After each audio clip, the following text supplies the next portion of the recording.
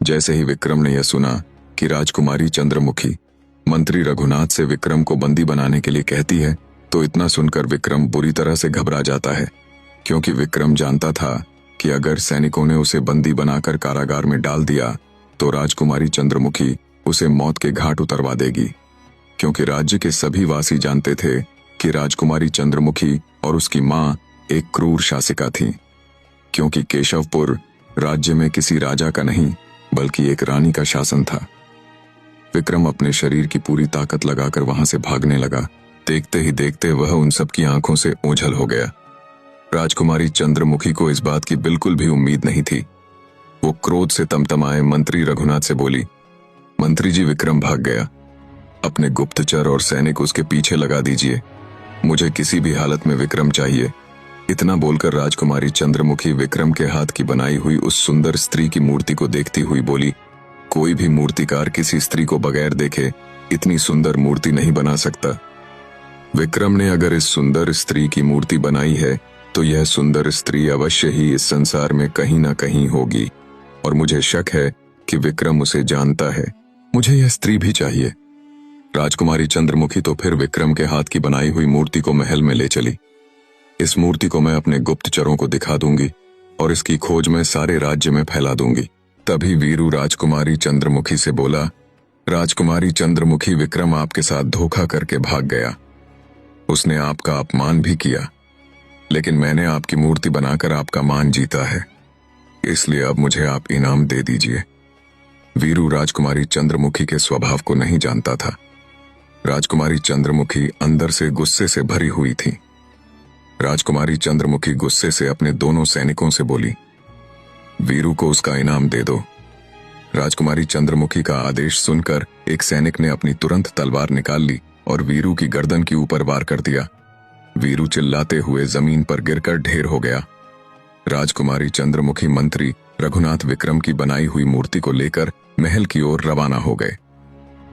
वीरू की लाश को देखकर अफसोस भरे स्वर में बोला, तुम वास्तव में मूर्ख थे वीरू, जो स्थिति को समझ ही नहीं पाए।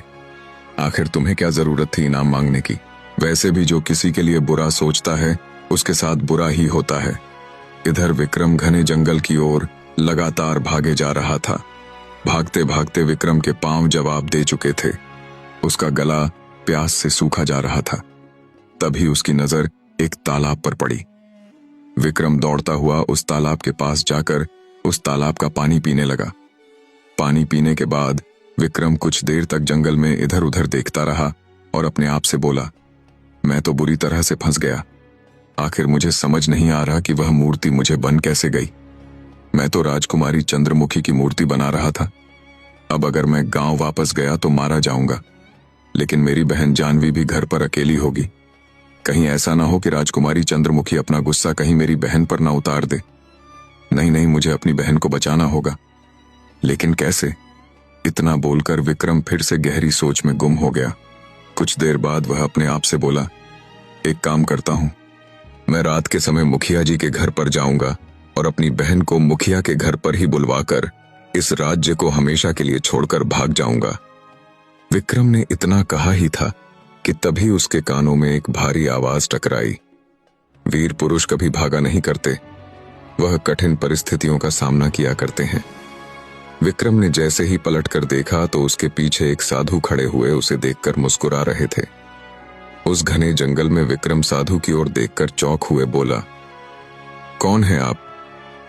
साधु ने कहा, मैं एक साधु हूं जो 10 वर्षों से इस जंगल में अपना जीवन व्यतीत कर रहा है, लेकिन तुम्हें देखकर मुझे अब ऐसा लगता है कि मेरा वनवास समाप्त होने को आ गया है। विक्रम ने पूछा, यह क्या कह रहे हैं आप? मैं आपकी बात का मतलब नहीं समझ पा रहा हूं। कैसा वनवास? साधु ने रहस्यमय ढंग से कहा, चेहरा मुझे किसी की याद दिलाता है। क्या तुम मूर्तियां बनाते हो? यह सुनकर विक्रम पूरी तरह से चौंक पड़ा। हां साधु महाराज, मैं एक मूर्तिकार हूं। मेरा नाम विक्रम है। लेकिन आप कैसे जानते हैं? साधु ने कहा, मैं तुम्हें बहुत लंबे समय से जानता हूं, मगर अफसोस तुम अपने आप अभी तक जान नहीं पाए। अच्छा यह बताओ, तुम इतने घबराए हुए क्यों हो? साधु की बात सुनकर विक्रम साधु को सारी घटना बताते हुए बोला, पता नहीं साधु महाराज, मैंने मूर्ति राजकुमारी चंद्रमुखी की बनाई थी, लेकिन ना जाने वो कैसे किसी दूसरी स्त्री की मूर्ति बन गई, जो कि राजकुमारी चंद्रमुखी से बहुत सुंदर थी। और उस मूर्ति को देखकर ना जाने क्यों मुझे ऐसा लगने लगा जैसे मैं उस मूर्ति जैसी दिखने वाली स्त्री को जानता हूं, जैसे मेरा उससे जन्म जन्म का कोई रिश्ता हो। विक्रम की बात सुनकर साधु रहस्यमय अंदाज में विक्रम से बोले, वह मूर्ति तुम्हारे हाथ से बननी ही थी, क्योंकि तुम्हारी वही नियति थी। समय आ गया है रहस्य से पर्दा उठाने का, चलो मेरे साथ। विक्रम ने पूछा कहा। साधु ने कहा, यही पास में मेरी कुटिया है। तुम बिल्कुल सही समय पर यहां आए हो। आज की रात अमावस की रात है। कुछ ही देर में सारा रहस्य तुम्हारे सामने खुलकर आ जाएगा। विक्रम साधु के साथ उसकी कुटिया में पहुंच गया। कुटिया में पहुंचकर साधु हाथ में एक कलश में जल लेकर विक्रम को पकड़ते हुए बोले, इस जल को पी लो।